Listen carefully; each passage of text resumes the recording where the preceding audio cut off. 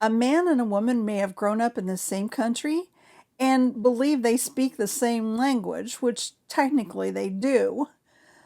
But most of us fail to recognize that men and women each have their own subculture with different developmental paths based on the needs of their biological design. They have the same goal to become a healthy human being, but how they define a healthy human being is virtually the opposite, including how they use language. In this episode, we're continuing our series on communication by recognizing gender differences in communication styles. A man and a woman talk to one another differently than they do to a same-sex friend. I first became aware of this when I was teaching undergraduate psychology at Azusa Pacific University. One of my lectures was based on research conducted by Dr. Deborah Tannen, an expert in the field of interpersonal communication. She conducted a study of same-sex pairs of children, elementary school through high school, who were asked to take 2 chairs into a room and wait there for the researcher. Every semester I showed clips of the study in class, and it was amazing to watch. The female pairs were consistently engaged in face-to-face conversations while they were waiting for the experimenter. Conversely, the boys placed their chairs in a side-by-side configuration, rarely saying more than a few words to one another and avoiding eye contact. Those same patterns develop as early as kindergarten, and early learning forms what we consider to be normal. So can you imagine how this tendency plays out in conversations between a husband and a wife? I'll give you the bullet points here, but there's much more to learn. In fact, this is something we explore more deeply in Man, Woman, and the Psychology of Marriage, which is the 6-week core curriculum that all my coaching couples work through. Face-to-face versus side-by-side. For him, a direct face-to-face approach, especially if his wife appears upset, can feel confrontational. His nervous system will interpret it as a challenge.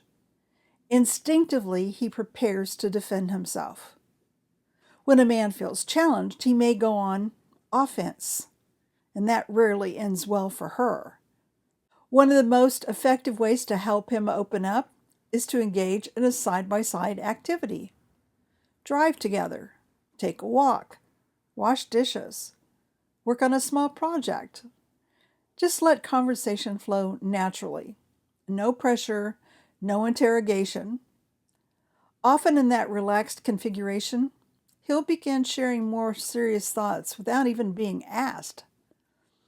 On the other hand, when a woman is speaking and he stays side by side, avoids eye contact, or appears disengaged, she'll feel dismissed, unimportant, ignored. If she feels unseen, she will intensify her words in an attempt to get a response, which of course increases his defensiveness. And now they're both reacting instead of engaging. Now here's the tip for him. If his wife appears upset, he should look into her eyes, not in a stare down, but with warmth and compassion, just in a way that lets her know he genuinely wants to understand. After she speaks, he can say, "Let me see if I got this right. You're saying blank. Did I get that right?" Pause. Wait for her response. Then ask, "Did I miss anything?" And pause again. And then finally, "How can I help?" if it seems appropriate. Now, if he gets lost, he can simply admit it and ask her to repeat slowly. That humility actually builds trust. And if he doesn't know what to say, he can just say that. Exactly that. "I don't know what to say, and I wish I did." In addition, a gentle, well-timed touch can reinforce safety and sincerity. Here's another difference. Conversational cadence. There's another layer that often causes conversation confusion between a husband and wife.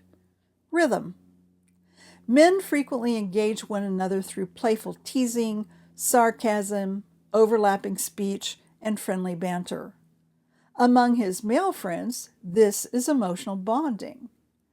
But if she uses that same tone with him, it won't come across well. She is not one of his buddies. He's deeply sensitive to her. No man gets married hoping his wife will tease and or poke fun at him. Likewise, no woman gets married hoping her husband will make fun of her or be sarcastic like he is with his buddies.